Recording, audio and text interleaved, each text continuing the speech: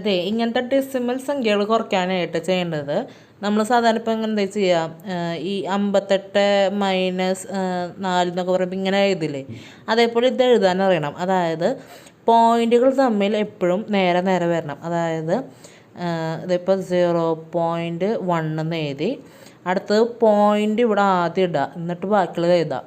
അതായത് ഇവിടെ പോയിൻറ്റിന് ശേഷം 0.1 എന്നുണ്ട്, അപ്പോൾ 0.1 ഇവിടെ 0 തന്നെ. ഇതാണ് ക്വസ്റ്റ്യൻ. ഇത് മൈനസ് ചെയ്തിട്ട് എഴുതിയാൽ മതി.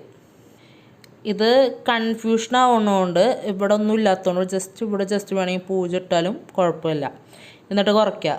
ഇവിടെ 0ൽ നിന്ന് 1 പോയില്ല, അപ്പോൾ ഇവിടുന്ന് കടം പെറുകിയത് മൈനസ് ചെയ്യാൻ അറിയാമല്ലോ. അപ്പോൾ ഇവിടെ കടം മേടിക്കുമ്പോൾ 0 ആവും, ഇവിടെ 10 ആവും, 10ൽ നിന്ന് 1 കുറയ്ക്കുമ്പോൾ 9 ആവും, 9 പിന്നെ 0ൽ നിന്ന് 0 കുറയ്ക്കുമ്പോൾ 0, പിന്നെ ഇവിടെ പോയിൻ്റ് ഇവിടെ 0.09.